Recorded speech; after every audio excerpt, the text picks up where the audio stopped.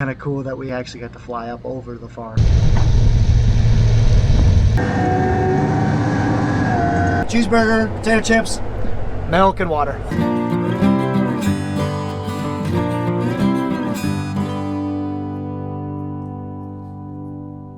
Well guys, good morning, good afternoon, and good evening to all. Welcome to Hartung Family Farms, and today Jackie and my grandma are up on the garden planting. We have the soil finisher running out there. Jeff Peterson is running that. We have anhydrous going on. Brian and my dad are doing anhydrous, and I am just getting up here. You can kind of see it's a little bit darker from when I usually get up here. You guys might have noticed that, and you would be correct. It's like, boop, boop. Trying to get my GoPro set up. It's like, I don't even know what time it is. Probably 7:15, and I'm just getting up to the farm. You guys are probably wondering, why is that so late? Well, I had to work all day, and I actually just got done golfing. I know, we got stuff to do, but I'm only golfing 3 times this year in this league, so I needed to go. Sorry, is the audio different? Now I got you guys on the GoPro charger, or GoPro mic, whatever thing. So anyway, I'm gonna get spraying. I got like probably 40 or so acres to do, and then I'm gonna hop in the Cat MT865B and work about 40 acres worth of ground, so Pat has a full day of ground work to head him to plant tomorrow. He's actually out with his daughter, Renee. She's long jumping, potentially going to state, and a couple of running events, potentially going to state today. So he went off to go check out that, which, I mean, it's important to make time for family. That is for sure. Nathan's graduating this weekend, so there's not going to be happening, not a lot's going to be happening today, or this weekend I should say. And we're a little bit behind on planning, but we'll get there. So anyway, let's get moving. Let's do what we can. And I can't squeeze the sprayer out, so I'm gonna have to move the seed shuttle. Then I should be able to squeeze it out. Let's do it. Brian right there is running anhydrous.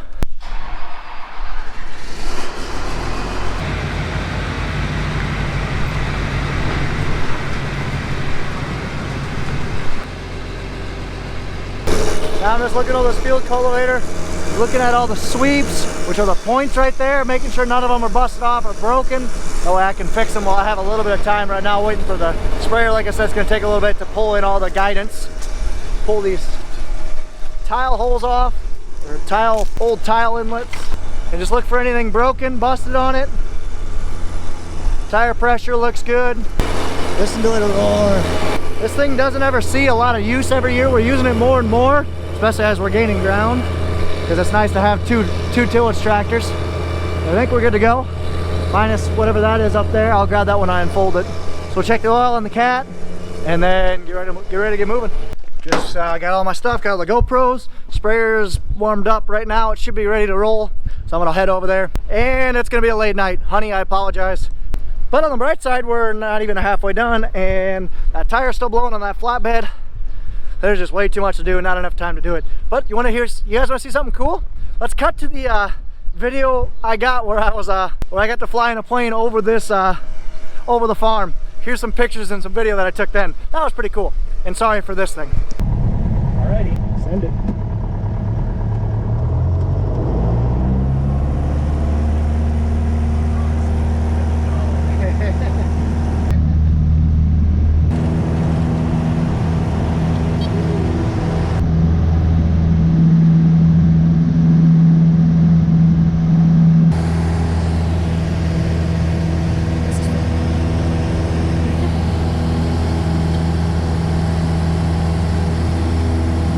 So here, basically we were flying up towards the farm. The farm's about 40 minutes by car from where we were with the airport. So it was just really kind of cool that we actually got to fly up over the farm. So what's actually really neat about it is where you guys are going to see here real quick, us flying straight forward. So that's the farm right there past the wing.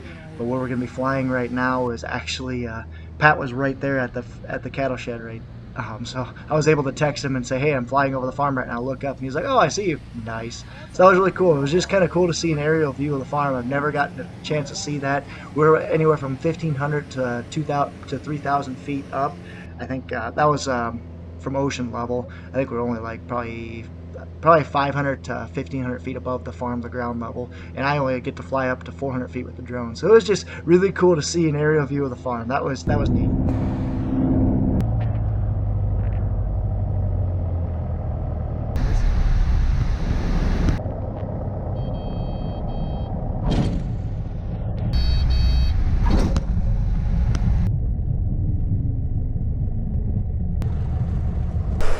freaking cool was that? That was a pretty neat experience. All right, let's get ready to go. There's Jeff. He's working our ground right now. See all the weeds and stuff he's mowing down. So Pat's gonna be able to plant this field, another field back there, and then he's gonna plant the one that I'm gonna do tomorrow. Well, I'm gonna do it tonight, but he's gonna plant it tomorrow. So let's get her going. So we're rolling now. I basically have this little chunk to do. It's about 30 acres-ish. And then I got that chunk to do, which is about 20 acres. So I'm actually gonna go through and try and not run over this hay as little as possible. But I'm basically, this waterway is gonna split this field. So I'm just gonna kind of go through it, follow this waterway up, and then go straight north from there.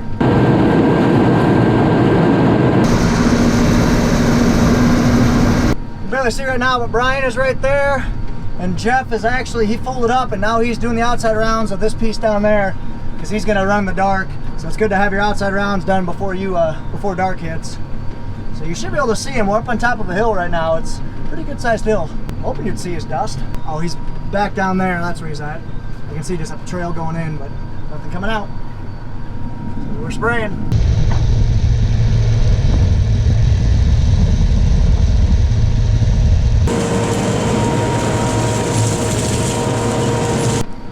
We're rolling. Look at these weeds. Some of these weeds are a foot tall. They need to die. Like bad. I'm empty, folded up, back here at the water tank. I need to hurry because it's getting dark on me and I want to finish spraying before it gets dark. That way I can get field cultivating somewhat in the light.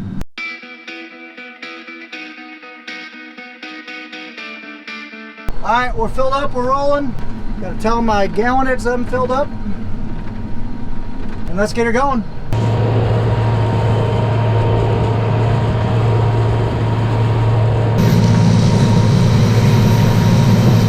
She's struggling getting up the hill.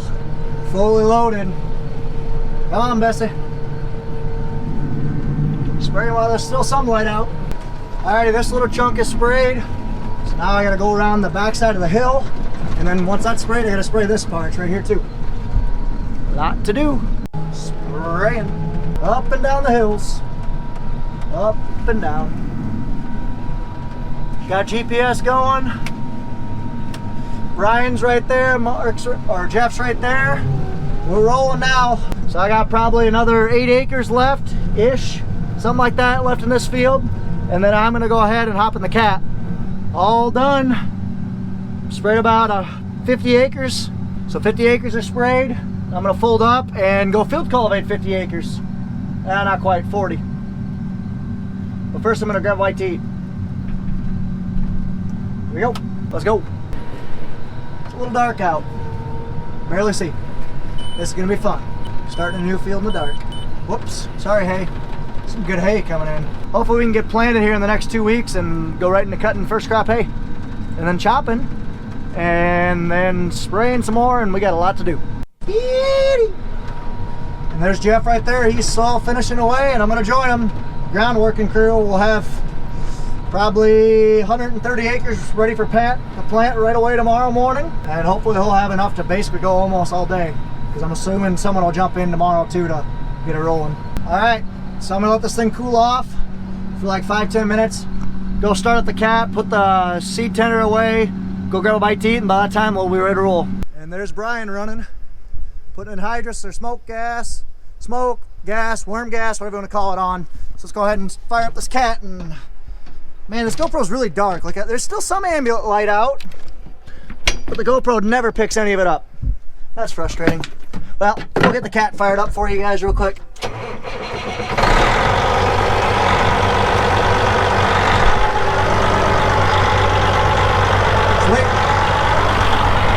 Let this thing warm up. Here's Grandma's, my first bucket meal all year. 2 hamburgers, chips, milk, and water. Sweet. I'm gonna get moving so I can eat this in the longer rows. So let's get moving. Tractor's warmed up. I got the disc. Oh, whoa, sweet. I got the field cultivator unfolded. We're gonna go ahead, kick all the tires real quick. They all feel firm. Can't reach that one quite yet. Center's not lifting up as much as I'd like it to. Guessing the hydraulics just settled. Whoa.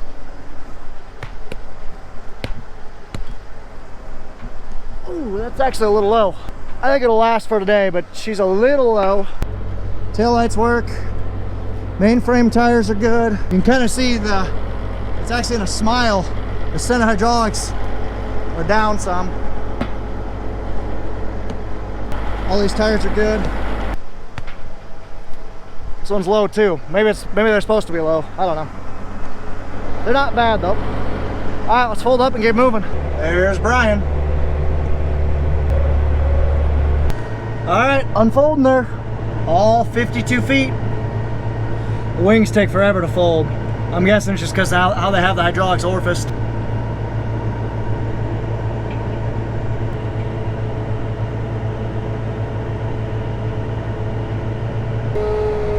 Not sure exactly where I'm going because it's dark. I'm sure I'll figure it out. A little bouncy. So I got air in the system. I'm just slowly working it back and forth and back and forth. You can kind of see we still have that smile, which basically that happens when gravity just settles over the time. It settles the hydraulic cylinders in the center, because when it's folded up, all the weight's in the center, no weight's in the wings. So I'm just working it back and forth, as you kind of see, and holding it for an extra 5 seconds afterwards, trying to get the air out of it. You can kind of see how this one, it like goes up and then it goes like this. Watch. See, that means there's still air in this side of the cylinder. So we'll keep working it.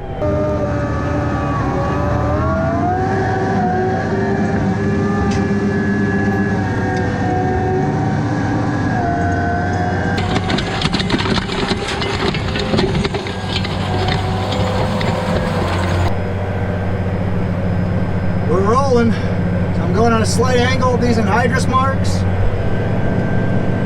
Trying to make a nice smooth seat bed. Let's hop out and see how good of a job we're doing. We're plenty deep.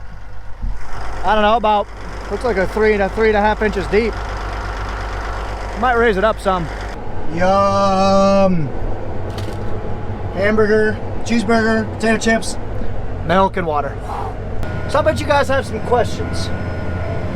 So you're probably like, Ron, why are you running this instead of the soil finisher? Some of you guys are like, what even is this? So this is a field cultivator. We basically have two secondary tillage tools. And what secondary tillage is basically it's your second pass of tillage for the year. Your first pass is usually in the fall, and that's a chisel. That's usually going 8 to 10 inches, 12 inches deep, and that really rips up the soil, rips up, it's your first pass through it, so it really tries to mix the soil around, bring up topsoil, or bring soil up to the top, bury that residue. That's what you're trying to do with your first pass, your primary tillage pass. But on your secondary tillage pass, you want to basically smooth it out. You want to level out the ground for the planter. So that's what we're doing. So we have two secondary tillage implements.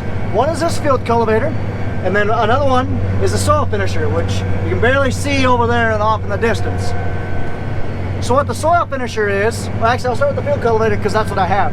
The field cultivator just has rows and rows of what we call sweeps or shovels. That's what I was checking earlier. And what those shovels do is they basically just kind of make a nice even seed bed. They go down 3 to 3.5 inches deep, which is what I'm set right now. And they basically just make a nice level seed bed and stir up that ground to make it really smooth it out. So you got those sweeps all the way across that 52 feet or 53 feet. Then you have a drag in the back which just kind of smooths out the ground, and it leaves a pretty nice seed bed.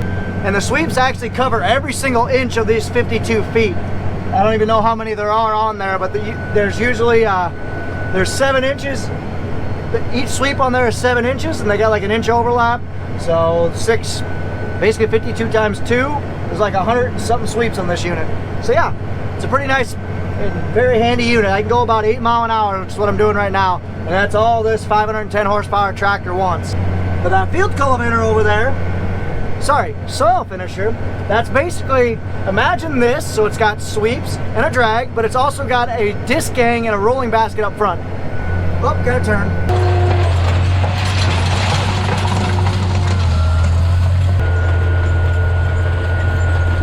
So like I was saying, the disc gangs and the rolling basket are up front. What that does is it really helps size up the residue. Any like residue that is left. So we take that over any no-till bean stubble that's going into corn next year that needs to be worked. That's what we'll take that over. Anything that has a lot of corn residue sitting on top, we'll usually run that over. We use a soil finisher 80% of the time, I'd say, before this year. This year we're using the field cultivator a lot because we have the extra tractor to pull both. Usually the cat runs whatever we're doing for secondary tillage. But we also needed 2 tractors to keep in front of the planter this year. So you guys can kind of see how there's not a lot of corn stalks sitting out there? The chisel did a really nice job burying all these corn stalks last year. So because of that, we can run the field cultivator and not have to worry about any random corn stalks. And here's a wet hole that was chiseled but never worked. Right on through. It was chiseled, but anhydrous never got put on it because it was wet when Brian was doing this field. And I just went right through it.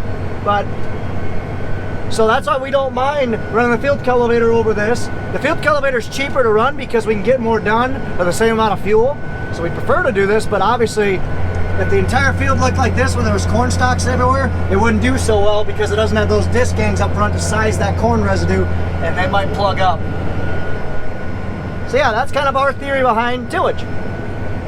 Now the fun part, now I do my outside rounds without destroying any fence lines or anything. Hopefully I can do it. Wish me luck. I hate doing this.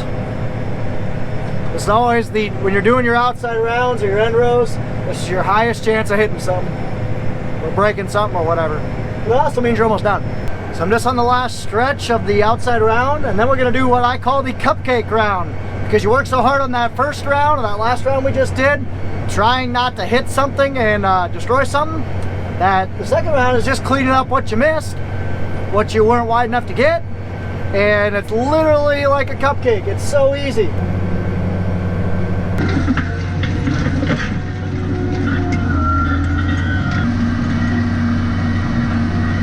See those kind of rough marks right in front of us? That's from the cat turning around. So this cat, like I said, doesn't have tires. It's on 2 tracks. And how it turns is 1 track slows down. When it does that, it creates a lot of berms. That's why you do the outside round last. That way you do the long passes, you turn around at the ends, and then you clean them up at the end. That's what I'm doing. See how it's not dusty at all? The reason why we work the ground at least 6 hours ahead of the planter is so that the ground can dry out. So I'm gonna be on getting on no-till or unworked ground yet this year. You kind of see how, look how the dust is gonna pick up. Wait for it. See how that dust is picking up? That's the reason why we're working this ahead, because Pat will plant this tomorrow. We like to work our ground, secondary tillage our ground, like I said, at least 6 hours ahead of the planter to give that topsoil enough time to dry out so it's not muddy and sticky and messes anything up. There's Brian. And you can kind of see that second speck off in the distance. That's Jeff, the field cultivator. All done. I wish you guys could see my work. It's nice, smooth field finish. This ground worked up nicely. Like I said, it's a little wet up on top, so it'll definitely take most of the morning tomorrow to dry out, but we will be good. So let's go ahead and shut her down for the night. Or fold up and shut her down. Folding her up. This might be my last time running this thing this year. Looking for stuff broke while it's folding. Everything looks pretty good. Sweet. Let's take her home, shut her down. There's Jeff. Looks like he's just about done. That nice Magnum. I am done. Yep, Jeff's on his outside round of that piece, then he's got another 30 acres to go. But I'm gonna shut down because it's 10:15, 10:30. Now I gotta work at 6 tomorrow. So, we're gonna shut her down. I'm gonna let this thing cool off for 5 minutes because I just put in a hard hour worth of work. Yeah, because we can do about 40 acres an hour with this thing, I believe. Let's go get my car, go pack up, clock out, and come back and shut it off and head out. Alrighty, I'm gonna check the water. I got the hydrant, I left that on while I was running, so probably an hour and a half or so. So hopefully I got like 1,000 gallons or so in there for Pat tomorrow. I think Pat's wanting to fill up or to, oh wow, she's about full. I think Pat's wanting to finish beans tomorrow. We only got about probably 50 to 70 acres left for the record. That's what cows look like when they're sleeping. Or when they're at night, they just lay down, they just chill. Yeah, we got pretty full. So that'll be good for Pat tomorrow. Alrighty, well, I think I'm gonna head home for the night, guys. I hope you guys enjoyed this video. If you guys did, be sure to like, comment, and subscribe. Follow us on Facebook and Instagram at Hartung Family Farms. And of course, guys, as always, ta-ta for now. And Jeff's taking off right now. He's stopping to grab a Snickers. Because you're not you when you're hungry. All right, see you guys.